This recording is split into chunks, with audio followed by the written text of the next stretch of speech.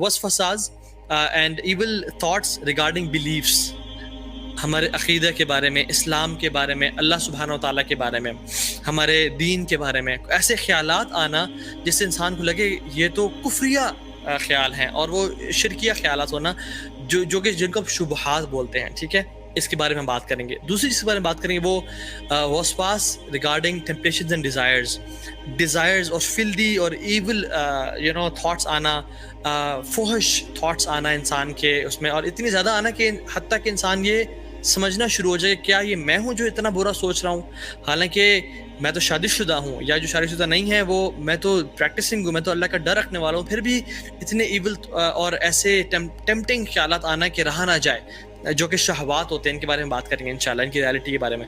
عبادات کے بارے میں وسواس، تیسری کیٹیگری. اور جو ماشاءاللہ نوٹس بناتے رہتے ہیں، اللہ تعالیٰ کو جزائے خیر دے.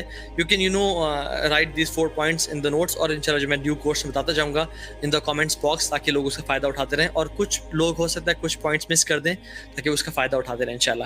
سو عبادات میں آنا، نماز کی حالت میں آنا، وضو کی حالت میں آنا، ایسی عبادت جن میں کاؤنٹنگ ہوتی ہے، جیسے طواف کے 7 چکر ہیں، ٹھیک ہے، یا دعاؤں کے پڑھنے میں جس میں کاؤنٹنگ انوالو ہوتی ہے، اس میں وسوسے آنا، تیسری چیز. اور چوتھی چیز ڈیلنگز اینڈ ریلیشن شپس میں، ڈیسیژن میکنگ میں وسوسے آنا، انسان پریشان ہو کہ میں کیا فیصلہ کروں اور فیصلہ ہی نہ کر پائے انسان.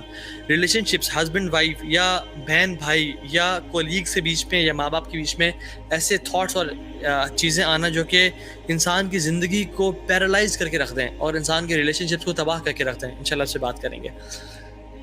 So I would like to begin this topic by understanding who gives us the waswas, and let's understand the shaitan, the concept of shaitan. شیطان ہے کیا، وہ کون سی مخلوق ہے، وہ انسانوں میں سے بھی ہوتے ہیں یا کیا صرف جنات میں سے ہوتے ہیں، اور اس کے بارے میں بات کریں گے. Because we have to understand the concept of وسواس through the concept of the one who gives us وسواس، کہ وہ ہوتا کون ہے. قرآن میں اللہ سبحانہ تعالیٰ نے قرآن کے جو آخری چیپٹر ہے سورۃ الناس، اس نے فرمایا الذی یوسوس فی صدور الناس.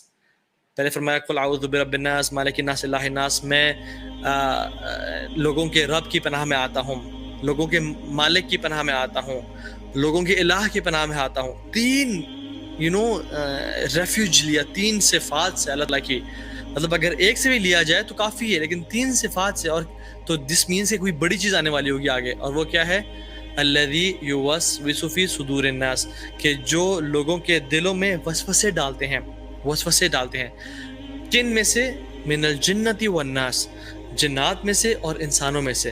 تو اسے پتہ چلتا ہے کہ صرف جنات یا شیاطین وسوسے نہیں ڈالتے، بلکہ وسوسے انسان بھی ڈالتے ہیں. تو the nature of شیطان is to whisper. شیطان کی جو اتھارٹی ہے اور جو شیطان کی نیچر ہے، جو اسی خصلت ہے، وہ وسپر کرنا ہے، خیالات ڈالنا ہے.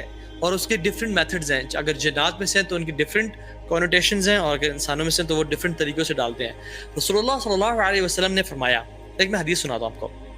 اللہ کے نبی صلی اللہ علیہ وسلم اپنی وائف کے ساتھ جا رہے تھے، اور اپنی وائف کے ساتھ جاتے ہوئے 2 صحابہ ان کے ساتھ سے گزرے، اور وہ رات کا ٹائم تھا، اٹ واز پچ ڈارک. تو